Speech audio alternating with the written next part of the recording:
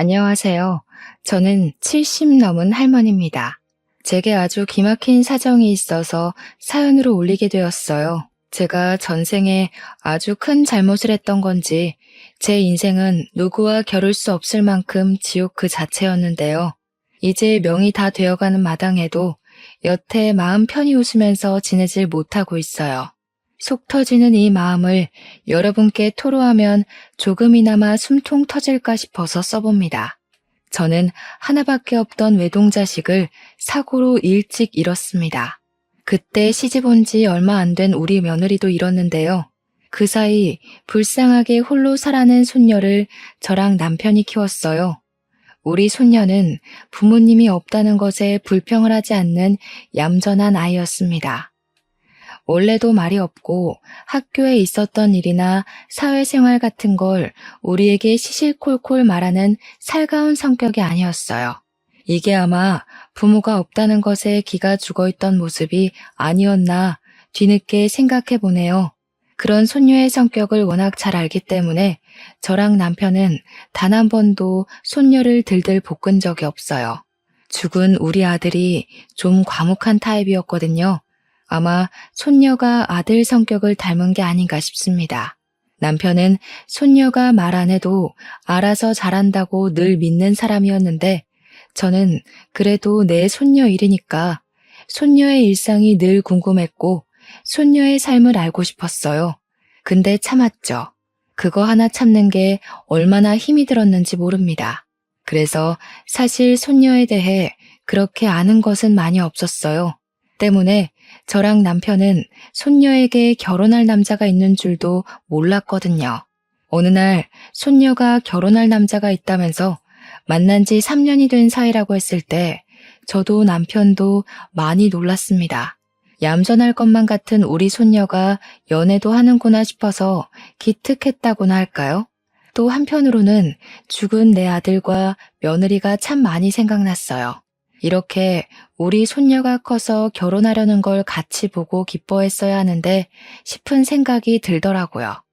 손녀는 손주 사위에게 이미 청혼을 받았다고 했고 만날 때부터 결혼을 전제로 만난 거라서 우리한테도 이맘때쯤 얘기를 하려고 했다 하더라고요.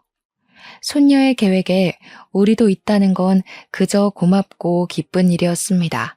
손녀가 야무지게 준비해온 계획을 우리 앞에서 늘어놓을 때 저랑 남편은 그랬구나 하면서 주말에 손주 사위 데려오겠다는 손녀의 말에 고개를 끄덕이기만 했어요.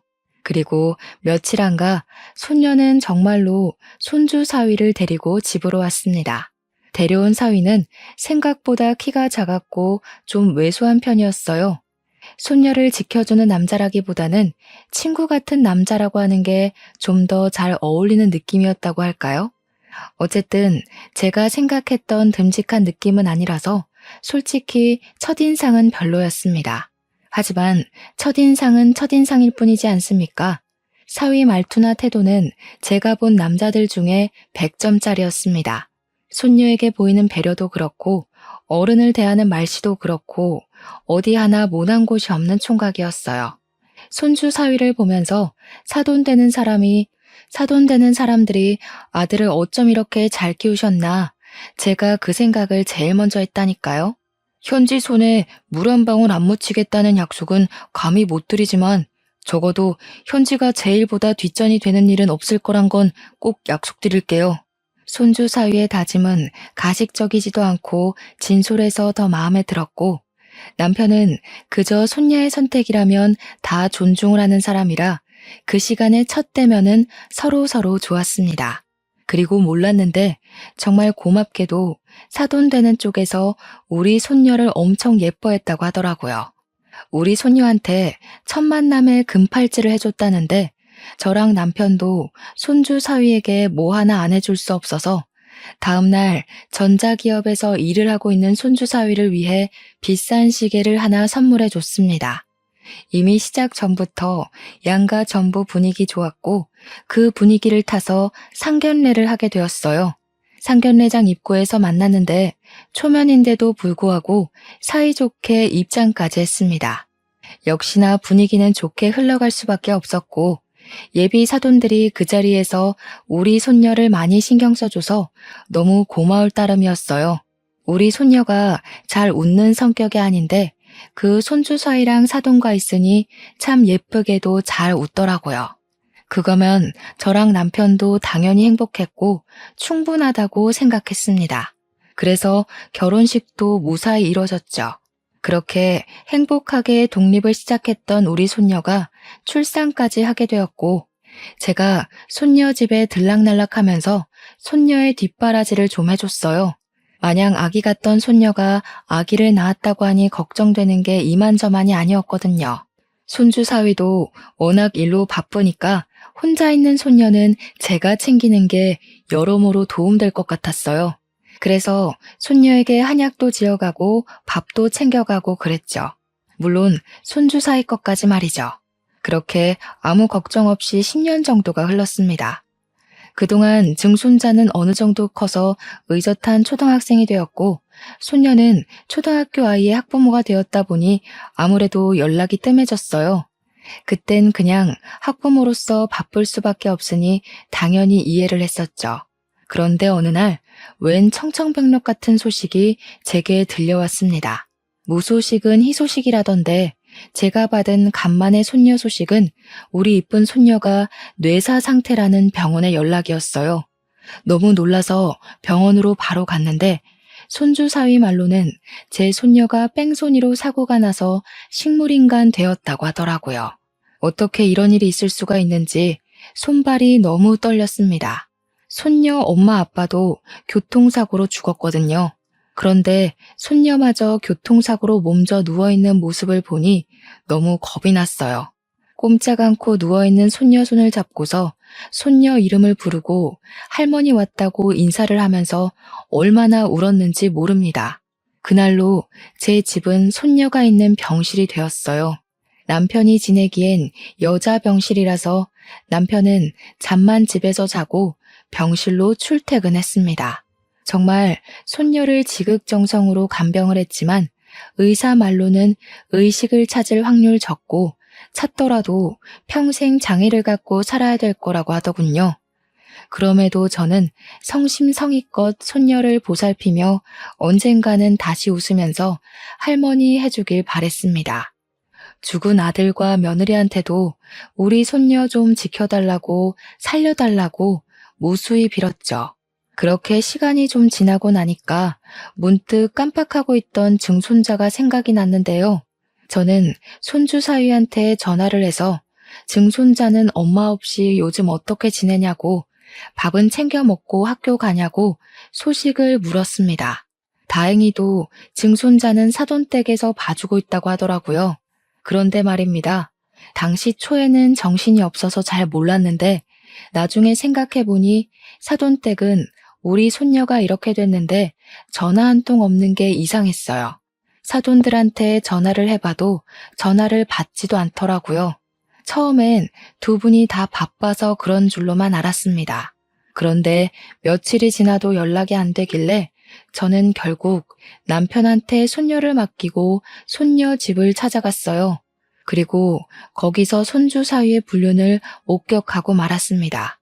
손주 사위는 제가 온 것에 놀라 허겁지겁 정리해서 나왔지만 저는 이미 신발장에 있는 여자 구두를 보았고 그걸 본 이상 의심을 안 할 수가 없어서 집 안으로 밀고 들어갔어요. 정말 어처구니 없게도 제 의심이 들어맞더군요. 손주 사위가 딴 아가씨랑 저녁 먹고 있는 자리를 봐버렸지 뭡니까. 손주 사위가 당황해하며 해명하려고 하길래 저는 바로 귀싸대기를 날렸어요. 자네 지금 제정신인가? 내 손녀가 사고 나서 누워있는데 어떻게 이런 짓을 벌일 수가 있어? 자네 마누라가 하루 이틀 고비를 넘기고 있는데 이러고 있다는 게 말이 돼? 여자가 보는 앞에서 제게 뺨 맞은 손주 사위는 그게 그렇게 기분 나쁘고 자존심 상했나 보더라고요.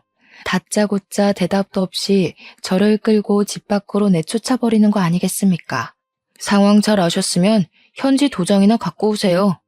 솔직히 멀쩡한 사람 붙잡고 식물인간 옆에 붙어서 평생 보자나 하라는 건 그냥 인생 망하라는 소리잖아요. 저 현지랑 이혼할 겁니다. 젊은 세월 병자한테 인생 바치는 수뇌부 짓은 하고 싶지 않네요.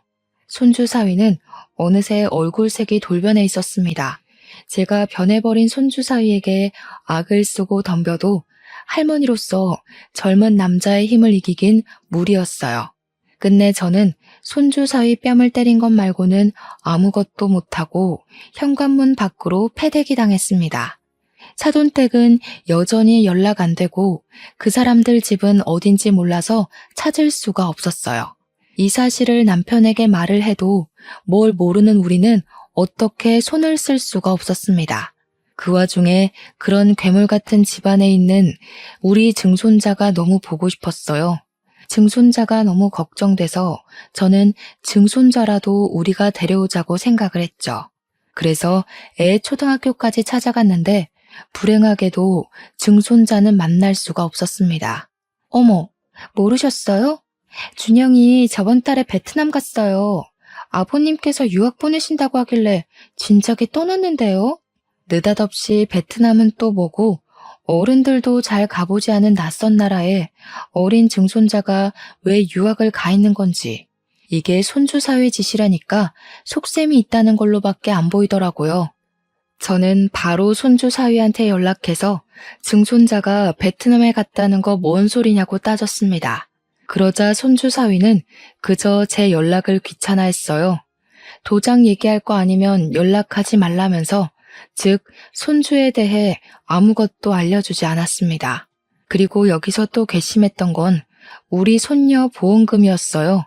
우리 손녀가 식물인간이니 손주 사위가 손녀의 사망보험금에 어느새 눈독을 들이고 있었나 보더라고요.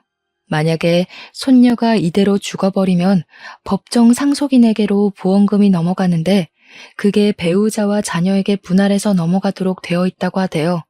손주 사위는 저희가 손쓰기 전에 이미 자기 혼자 사망보험금을 다 챙겨 먹으려고 꼼수를 부리고 있었습니다. 상속인 전원이 동의하지 않는다며 일부러 지급을 미루고 있다가 증손자를 해외로 빼돌리고 나서 자기 혼자 보험금을 다 타먹으려고 미리 대기하고 있던 중이더라고요. 어쩜 까도 쓰레기 같은 면모가 계속 나오는지 몰라요. 제가 몇 번이나 손주 사위 집을 찾아가서 따져봤지만 저만 주민신고 당할 뿐이었어요. 행복했으면 좋겠다고 멀리서 응원했던 우리 손녀의 결혼인데 손녀가 이렇게 망가진 걸로 모자라 손녀를 그렇게 사랑하던 손주 사위는 이 사실을 몰라라 하고 사돈은 연락도 안 되고 돈은 돈대로 못 받고 증손자도 못 보고 제겐 자식과 며느리를 잃었을 때보다 더 큰 지옥의 시간이었습니다. 그러나 역시 별 수가 없어서 손 놓고만 있어야 했어요. 변호사를 알아보려고 해도 상간소송 말고는 손주 사위에게서 법에 걸리는 게 딱히 없다는 답변만 들었습니다. 내 손녀를 이렇게 망쳐놓은 인간에게 아무것도 할 수가 없다니 얼마나 속이 터졌는지 모릅니다. 그래서 저는 아무런 소용없는 짓이라도 우리는 불쌍한 손녀의 억울한 사정을 조금이나마 풀어주기 위해 늘 손주 사위집 주변을 맴돌았어요. 그 덕분에 알게 된 새로운 소식이 있었는데요. 손주 사위한테 재혼할 아가씨가 있다는 걸 목격했지 뭡니까? 지난날 손녀 집을 찾아갔다가 본 여자는 아니었어요. 새로운 여자였는데 우리 손녀처럼 청초하고 순해 보이는 아가씨였습니다. 그러거나 말거나 정말 이 또한 기가 막히지 않습니까? 우리 손녀랑 이혼을 한 것도 아니고 누구는 인생 망가져서 죽을 둥 살둥하고 있는데 저놈은 새 장가갈 준비를 하고 있다뇨. 그때부터 더한 악에 바친 저는 손주 사이가 아닌 그 아가씨를 뒤를 쫓아고 생각을 했어요. 그러다가 아가씨가 어디 살고 있는지를 알게 되었죠. 남편이랑 같이 고민 끝에 그 아가씨 집을 찾아갔습니다. 용기 있게 아가씨 집을 찾아갔지만 도덕적인 방법이 아니란 걸 알기에 차마 몹쓸 짓 하는 건가 싶어 망설이게 되었어요. 그런데 그때 아가씨 엄마로 보이는 사람이 우리 보고 누구냐고 물으며 다가오더라고요. 어쩔 수 없는 상황에서 저랑 남편은 용기를 냈고 그분에게 할 말이 있어 찾아왔다고 일렀습니다. 아가씨 엄마는 흔쾌히 우리를 집으로 안내해 주었어요. 우리가 유독 안절부절 못하면서 한숨을 몇 번씩이나 쉬자 따뜻한 차까지 대접해줬습니다. 느낌상으로도 너무 좋은 사람들인 걸 알겠더라고요. 이렇게 좋은 사람들이 그 괴물 같은 집과 연이 닿아서 저희와 마찬가지로 지옥을 경험하게 하고 싶지 않았어요. 반드시 손주 사위의 새 장가를 망쳐놓겠다 마음을 먹었죠. 그런데 하필 그때 아가씨한테서 아가씨 엄마에게 전화가 왔는데요. 저희가 있으니까 아가씨 엄마가 전화를 빨리 끊더라고요. 딸인가 봐요. 목소리가 곱고 예쁘던데 얼마나 애지중지 키우셨을까. 아직 한 집에서 같이 살고 있나 보죠? 아, 예. 딸이 이번에 결혼하는데 결혼 준비가 워낙 체력 딸리는 일이라 약을 좀 지었거든요. 근데 딸이 야근이라 못 온다네요. 사위가 대신 약 받으러 온다는 연락이에요. 손주 사위 얘기가 나오자 제 눈에서 의도치 않게 눈물이 터졌습니다. 그러자 당황한 아가씨 부모가 제게 휴지를 챙겨주었어요. 그리곤 그제야 제 안색이 내내 안 좋아 보였다고 이 집을 기웃거리고 있던 이유를 묻더군요. 남의 집 함부로 엿본 건 죄송합니다. 저희가 사정이 있는데 이 집에 연락을 할 방법은 없고 너무 급한 마음에 직접 집을 알아보게 됐어요. 다름이 아니라 혹시 사위 될 사람 이름이 김동근 씨 맞습니까? 어머, 우리 사위를 어떻게 하셨어요? 저희 사위랑 아는 사이세요? 사위한테서 조부모님이 있다는 얘기는 못 들었는데. 일단 저희가 집을 제대로 찾은 건 맞았어요. 그리고 남편이 곧장 손주 사위를 정말 좋게 보고 있는 아가씨 부모에게 손주 사위의 실체를 입을 열려고 했죠. 그런데 그때 또 한 번 전화가 울렸고 아가씨의 엄마는 발신인을 보더니 우리한테 양해를 구했어요. 장모님, 저 5분 뒤에 도착해요. 정연이가 같이 못 오게 돼서 한약 받으러 저 혼자 가는 중이거든요. 말씀 들으셨죠? 그래, 알고 있어. 그런데 지금 자네 조부모 되시는 분들이 아무래도 아가씨 엄마가 우릴 손주 사위의 조부모로 본 듯했습니다. 그래서 성질머리 더러운 손주 사위에게 지금 상황을 밝히는 건 위험하다고 판단했던 제 남편이 급하게 아가씨 엄마의 휴대폰을 뺏어버렸어요. 그리곤 전화를 황급히 종료했습니다. 따님이랑 그놈이랑 결혼시키지 말란 소리 하러 왔어요. 그놈 제 손녀랑 결혼했던 놈입니다. 우리 손녀가 그놈 때문에 지금 사경을 헤매고 있어요. 아가씨 부모는 당연히 우리가 하는 소리가 느닷없고 당황스러웠을 겁니다. 두 사람 표정이 딱 그렇다고 설명을 해주길래 저희는 더 깊은 설명을 해주고 싶었어요. 그러나 곧 손주 사위가 온다는 사실에 그 녀석과 마주칠까봐 겁이 나서 한시라도 빨리 자리를 떠야 했어요. 저랑 남편은 한 번 더 그들에게 딸내미 결혼시키지 말라고 당부하고는 현관으로 이동을 했습니다. 그러자 아가씨 부모가 그냥 이렇게 가는 게 어딨냐고 신원도 안 밝히고 제대로 된 설명도 없이 갑자기 결혼시키지 말라고 하면 그거 누가 믿냐면서 다급하게 붙잡더라고요. 제 남편은 긴 말할 시간이 없어서 소매 한쪽을 걷더니 팔에 난 멍자국을 보여줬습니다. 내가 우리 손녀 누명 벗겨주기 전에 사위놈한테 맞아 죽을까봐 오래 있을 수가 없네요. 딸 살리고 싶으면 우리한테 연락해요. 남편 몸에 난 멍자국은 저도 몰랐던 건데 남편도 손주 사위를 몇 번 찾아갔었나 보더군요. 아가씨 집을 나오고 제가 따로 물어봤더니 남편이 손주 사위 직장을 한번 찾아갔었다네요. 그것 때문에 손주 사위가 개인적으로 보자는 장소로 갔다가 두들겨 맞았다고 하는 거 아닙니까? 그 녀석이 당신한테 손찌검까지 했단 말이야? 어떻게 그놈이 우리한테 이럴 수가 있어? 우리 현지 행복하게 해주겠다고 해놓고 지금 우리 현지 꼴을 봐. 나 이대로 눈 못 감아. 그 녀석한테 똑같이 해줄 거야. 남편까지 그 녀석한테 맞았다고 하니 너무 속이 상해서 미칠 것 같았습니다. 남편은 그저 오히려 잘 됐다는 소리만 했어요. 병원 진단서 있으니까 나중에 고소할 거라고 말이죠. 그렇게 다음날 저는 진짜 복장 다 터져버리는 줄 알았습니다. 병실에 온 남편 얼굴에 멍자국이 하나 더 생겨 있는 거 아니겠습니까? 깜짝 놀라서 어떻게 된 거냐고 걱정하며 물었더니 손주 사위가 우리가 아가씨 집 찾아갔던 걸 눈치채고 새벽에 남편 혼자 자고 있는 집으로 쳐들어왔다고 하더라고요. 남편한테 수작 부리지 말라고 협박하고 갔다는데 어떻게 사람의 탈을 쓰고서 이런 짓을 벌일 수가 있단 말입니까? 날이 가면 갈수록 손주 사위는 정말 양심의 가책이라곤 전혀 없는 괴물 같았어요. 손주 사위가 어떤 놈인지 알아가는 게 저한테는 당연히 고통이었는데 문득 그런 생각이 들더라고요. 제가 평생 그들이 불행하도록 목숨 다 바칠 생각이지만 한편으로 남아있는 식구를 지키기 위해서라도 그만 내 손녀를 이혼시켜야 하나 하는 생각 말이죠. 저랑 남편처럼 힘없는 노인네들이 젊은 남성의 힘과 지략을 어떻게 따라잡고 혼을 내주겠습니까? 그래서 저 혼자 남편한테는 말 못하고 수천 번 고민을 했어요. 고민에 고민을 거듭하기만 할 뿐 차마 결정을 못 내리고 시간만 보내던 중 아가씨네에서 전화가 왔습니다. 남편이랑 제가 같이 있을 때 연락이 왔는데 아가씨 아빠더라고요. 아가씨 아빠가 하는 말이 우리가 다녀간 뒤로 우리들의 경고를 곰곰이 생각해봤는데 아무래도 찝찝함이 사라지지 않아 불편했다고 하더라고요.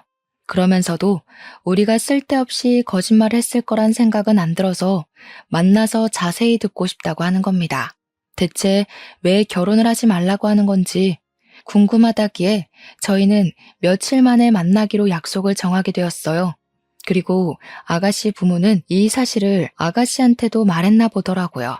결혼하기 전에 찜찜한 걸 해결하지 않으면 결혼하기 어려울 것 같아서 딸한테 알렸다고 했고 딸도 같이 저희를 만나고 싶어 한다고 했습니다.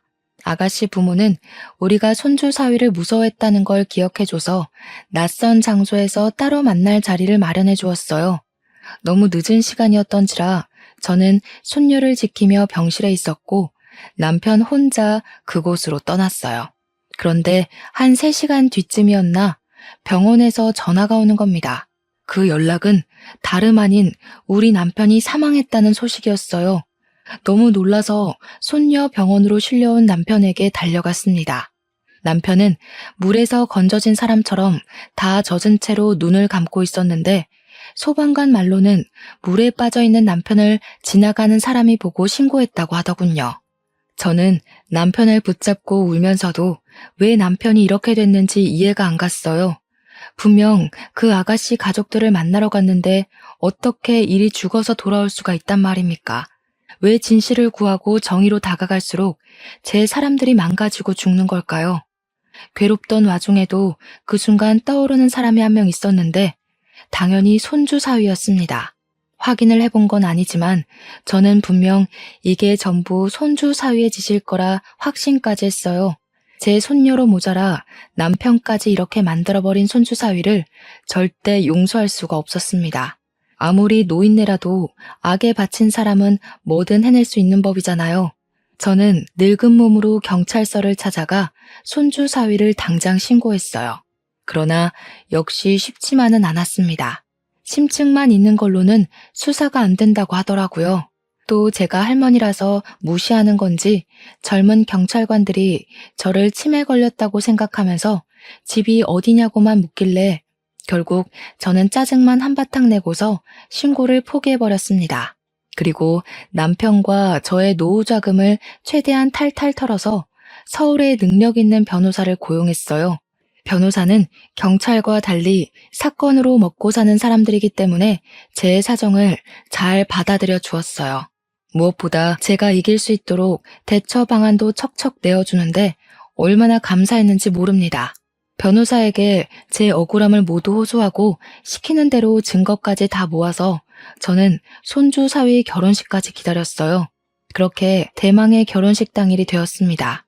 신랑 입장이 진행되고 신부 입장을 앞뒀을 때 저는 입장을 위해 문 앞에 대기하고 있던 아가씨와 아가씨 아빠 앞에 모습을 드러냈습니다.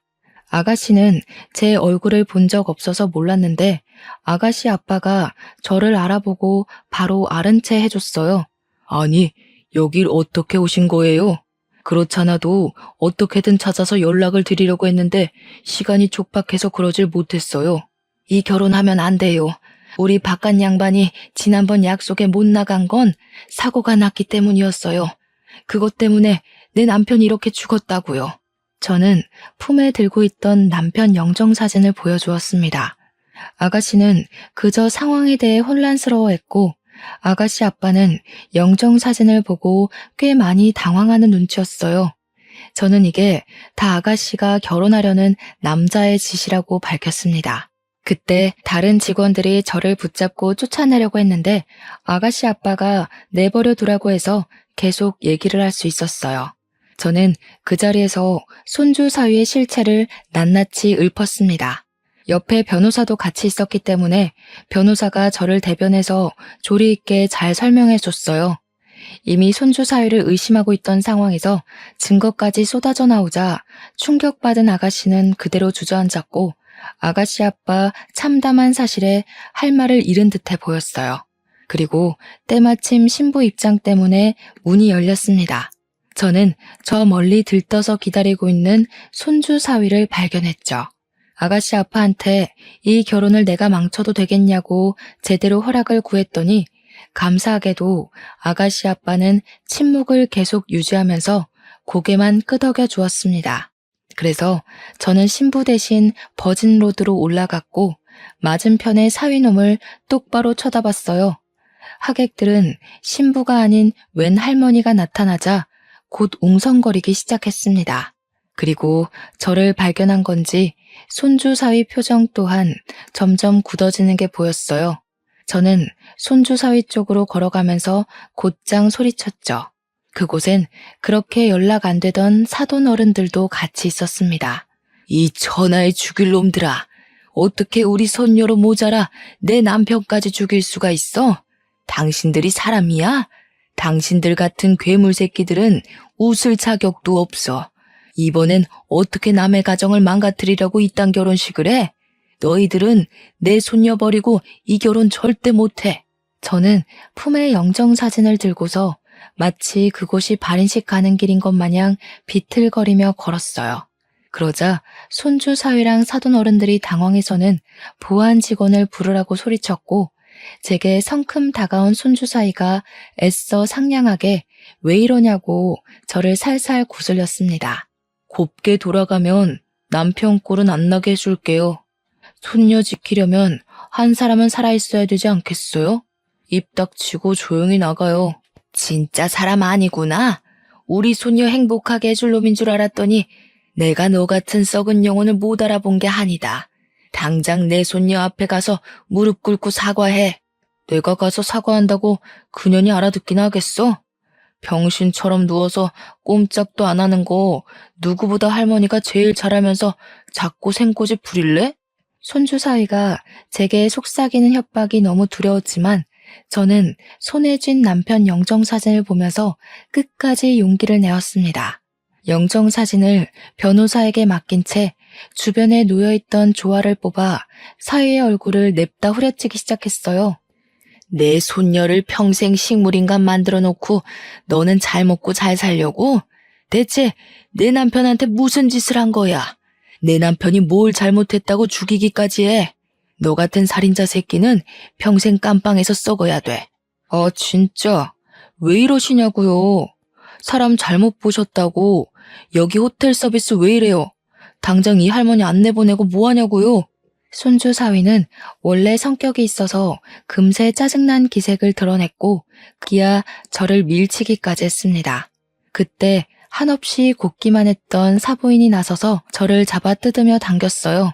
그리고 보안 직원을 목젖 찢어져라 부르면서 저를 쫓아내라고 외쳤죠. 저는 그런 사부인의 머리채를 잡고서 온 힘을 다해 흔들었습니다. 당신들이 악마니까 자식 새끼가 괴물로 크는 거야. 내 손녀 그렇게 만들어 놓고 감히 보험금 노릴 생각만 해? 내 손녀 망칠 대로 망쳐놓고 아무 일 없었다는 듯이 아들 세장가 보내려고? 너희들이 앞으로 웃으면서 지내는 일은 절대 없을 거야. 이 할머니가 뭐라는 거야? 명예훼손으로 고소당하고 싶어요? 감히 어디서 악마니 괴물이니 난동 부리는 거예요. 이미 분위기와 기세는 제 쪽으로 기울고 있는 듯 했지만 아무래도 제가 늙었다 보니 저보다 젊은 사람들에게 육체적 다툼은 밀릴 수밖에 없었어요. 변호사가 옆에서 도와주긴 했는데 여러 명을 상대하기엔 역시 부족했죠. 그때 아가씨 엄마가 달려와서 저랑 사부인을 떼어놓았습니다. 그리곤 아가씨 엄마가 사부인한테 으름장을 놓더군요. 무례하게 어르신한테 무슨 짓이에요? 도대체 저희한테 뭘 숨기고 있는 건데요? 우리 딸 인생까지 망가뜨려 놓고 싶었어요? 어떻게 저런 쓰레기 같은 놈을 포장해서 팔 생각을 해요? 사돈, 지금 이 할머니 말 믿는 거예요? 이 할머니 정신 나간 할머니라고요. 그렇게 감싸줄 게 아니라니까요. 저희가 무슨 사정이 있는지 모르시면 함부로 말씀하지 마세요. 사부인은 정말 뻔뻔하게 나왔습니다. 그 타이밍에 아가씨가 드레스를 들고 성큼성큼 버진로드를 걸어왔어요. 그러다 손주 사위 앞에 서서는 풀스윙으로 손주 사이에 기싸대기를 날렸습니다. 그 덕에 모든 사람들의 이목이 한 곳으로 집중되었어요. 너, 마누라가 너 때문에 식물인간이 됐다는 것도 기가 막혔는데 애까지 있었니? 그걸로 모자라. 장인어른 되는 분까지 죽여? 하마터면 내가 사람 아닌 새끼랑 한 이불 덮을 뻔했네. 무슨 소리야. 누군지도 모르는 이 사람들 말을 믿는다고? 우리가 고작 그 정도밖에 안 되는 사이야? 손주 사위는 뻔뻔하게 사실을 부정했어요.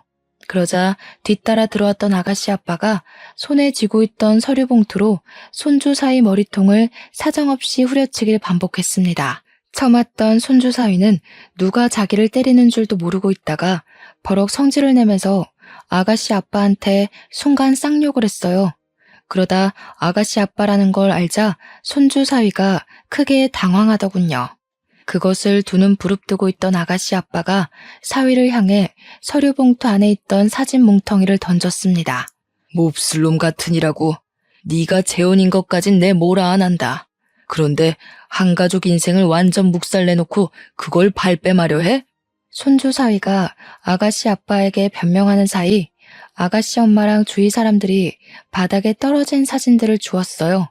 그건 제가 변호사랑 같이 마련했던 증거 사진들이었습니다. 우리 손녀가 식물인간 채 누워있는 사진과 증손자 사진, 그뿐만 아니라 우리 손녀랑 이 자식이 혼인신고가 되어 있었다는 것과 그 둘 사이에 아들 하나 있다는 호적 사진까지 손주 사위가 이전에 어떤 사람이었는지 확인할 수 있는 모든 것들이 수많은 사진들 속에 담겨 있었어요. 그리고 한 가지 더. 제가 변호사랑 조사하면서 새롭게 알게 된 사실이 있었는데요.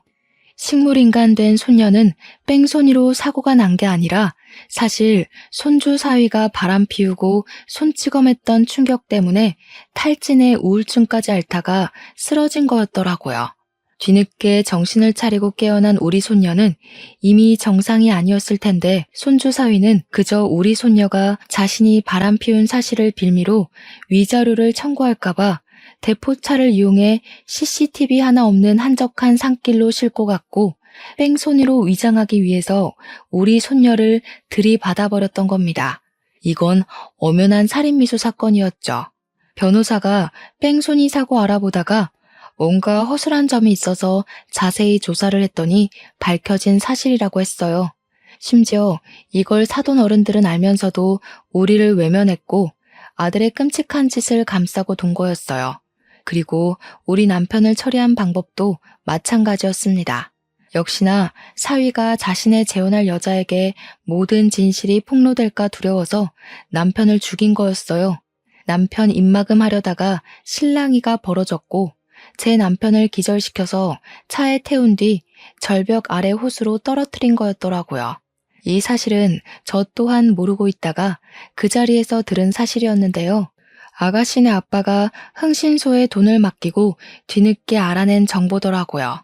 모두 대포차에 CCTV 하나 없는 곳이라 경찰도 제대로 수사해주지 않았는데 아가씨네 아빠가 돈이 꽤 있는 집안이었는지 저 몰래 이렇게 조사를 해줬고 발견한 진실을 결혼식에서 터뜨린 거였어요. 그러니까 결국 아가씨네 또한 이 결혼을 할 생각이 없었던 겁니다. 더 이상 사돈 어른들과 손주 사위가 변명 못하고 있는 꼴을 보고서 저는 웅성거리는 하객들을 향해 마지막으로 울부짖었어요. 이 썩을 놈이 바람 피워서 내 손녀 평생 불구 만들어 놓고 보험금도 훔쳐갔어요. 어떻게 이런 놈이 감옥도 안 가고 새 삶을 살도록 내버려 두겠어요? 이 개자식이 다시는 세상 빛 못 보게 제발 도와주세요. 인간 같지도 않은 것들의 행적들이 밝혀지니 저는 알면서도 또 한 번 주저앉아 좌절을 하게 되었어요. 하객들도 놀라서 숙덕거리기 시작했고 사진까지 찍혔습니다. 그러는 사이 저는 사돈어른들 발목을 잡고서 계속 따졌어요. 어떻게 사람이 그럴 수 있냐고 했더니 사돈어른들은 그저 발뺌하면서 사색이 되어서는 그제야 도망을 치려고 하더라고요. 그러자 이 사실을 다 들었던 보안 직원들이 제가 아닌 사돈어른들을 붙잡음으로써 그들은 도망가질 못했습니다. 신부 입장하기 전에 아가씨 아빠와 아가씨가 이미 112 신고까지 해놓은 상황이었어요. 손주 사위까지 우리를 밀치고 도망가려던 때에 마침 경찰 들이닥쳤죠. 그렇게 해서 그날 결혼식은 그 어떤 결혼식보다 완벽하게 파투가 났어요. 저랑 변호사는 그간 모은 증거물을 경찰에게 제출했고 수많은 증인들 덕분에 사실 확인은 더 이상 필요가 없었습니다. 저는 손주 사위와 사돈댁을 보험 사기부터 살인죄, 살인미수죄, 방간죄 등등 할 수 있는 건 다 물어서 신고를 했어요. 그러자 황당하게도 그들이 감옥은 가기 싫었는지 뒤늦게 합의를 하자고 큰 액수를 요구하대요. 어처구니가 없어서 손주 사위 얼굴에다 침이나 뱉어주고 나왔습니다. 그렇게 모든 소송이 끝나고 저는 손녀 옆에 앉아 손녀 손을 잡고 한참이나 멍하게 있었어요. 그러던 중 갑자기 아가씨 집안에서 우리 손녀가 입원한 병원을 찾아왔는데요. 놀라서 어떻게 왔냐고 했더니 당연히 와봐야 된다고 생각했다며 미안하게도 저를 뒷조사 좀 했다고 하더라고요. 그저 스쳐갈 인연이었는데 이렇게 찾아와 주시니 감사하기만 했습니다. 아가씨 가족들은 제 손녀를 보면서 대신 눈물을 흘려주기도 했어요.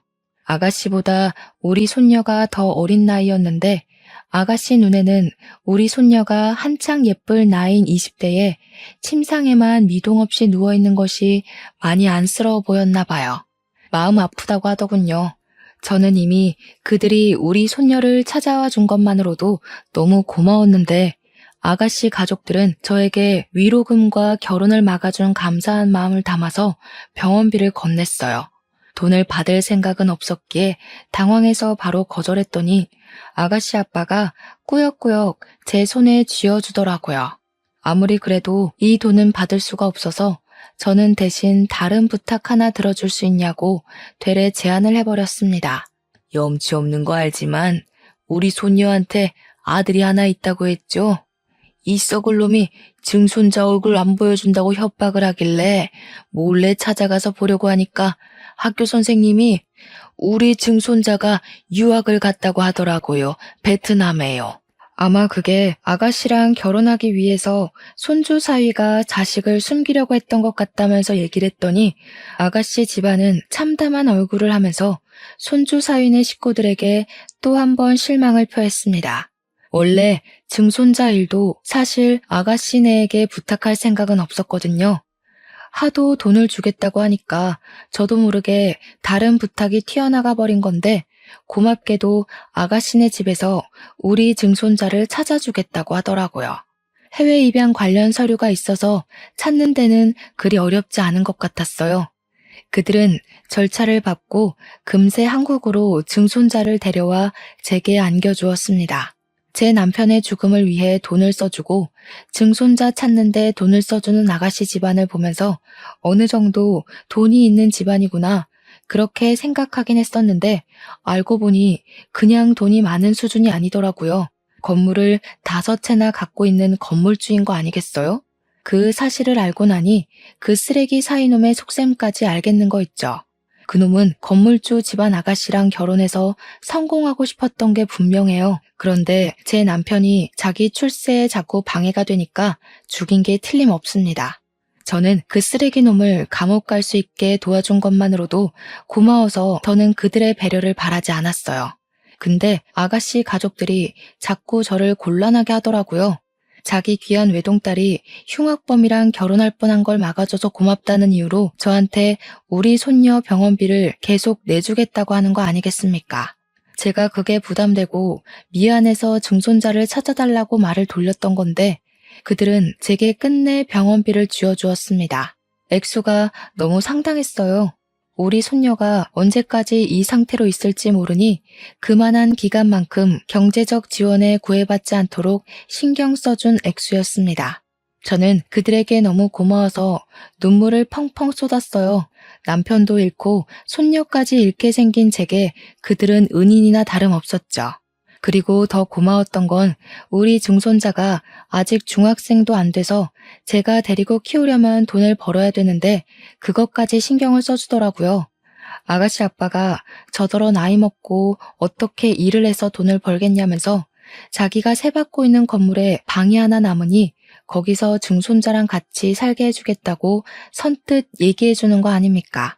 그리고 국가에서 조손 가정에게 경제적으로 도와주는 혜택들이 있으니 증손자는 지역 아동센터에서 학습이랑 성장에 도움되는 각종 프로그램을 지원받을 수 있도록 아가씨가 대신 알아봐 주겠다고도 했어요. 정말 손이 떨릴 정도로 감사해서 몸둘 바를 몰랐습니다. 너무 염치 없이 받기만 하는 거 아닌가 싶어서 두 손에 얼굴을 묻고 마냥 울기만 했는데 젊은 아가씨가 마치 손녀처럼 저를 안아주었어요. 할머니, 오래 사셔야 돼요. 그래야 여기 누워있는 손녀딸도 힘내서 일어나죠. 더는 할머니가 신경 쓰는 일 없도록 저희 집에서 최대한 도울게요. 저희 필요하시면 언제든지 연락하셔야 돼요. 알았죠? 어쩜 이렇게 착한 집안이 다 있는 걸까요? 불쌍한 우리 집안을 도와주기 위해 하늘에서 내려온 천사와도 같다고 느꼈습니다. 덕분에 저는 많은 힘을 얻었어요. 우리 손녀가 언제 깨어날지 모르지만 제 한 목숨 다 다를 때까지 손녀가 깨어날 날만을 기다리며 씩씩하게 살아갈 거예요. 우리 증손자 또한 깨어날 엄마가 자랑스럽게 생각할 수 있도록 아주 의젓하게 키울 예정입니다. 그리고 솔직히 제가 그들에게 해준 게 없는데 너무 염치 없이 받기만 하는 게 좀 미안해서 제 나름 그 집에 작은 보답이라도 해주고 싶더라고요. 그래서 집에서 반찬이라도 만들어 아가씨네 집에 종종 보내주곤 했어요. 나이 먹은 할머니가 괜한 짓 생각한다고 할 수도 있는데도 그 집안 사람들은 항상 고맙다고 제 덕분에 늘 영양보충 든든하게 한다면서 웃는 얼굴로 대해줬어요. 그들만 보면 저는 명이 다 끝나가는 마당에 갑작스레 이 무슨 행운인가 싶은 생각을 합니다. 쓰레기 같은 사위놈 때문에 우리 집안은 풍비박산이 나버렸지만 천사 같은 집안 덕분에 죽을 날만 기다리고 있던 이 할머니가 살아갈 힘이 생겨 놀랍기만 하네요. 사람 인생 알 수 없는 거라더니 이런 일도 생길 수 있나 봅니다. 불쌍하게 간 우리 영감. 제가 남은 생 열심히 살다가 곁으로 가게 되면 고생 많았다고 보듬어 주겠죠. 죽기 전에 우리 손녀 눈 뜨는 거 한 번만 보고 가야 할 텐데. 손녀가 꼭 제 앞에서 다시 서 있을 수 있는 그날만 고대하면서 남은 생 동안은 온 힘을 다해 애써 보겠습니다. 불운이 있으면 반드시 행운도 있다는 걸 모든 분께서 늘 유념하며 살아가셨으면 해요. 묵직한 사연 들어주셔서 고맙습니다. 평안한 하루 보내세요.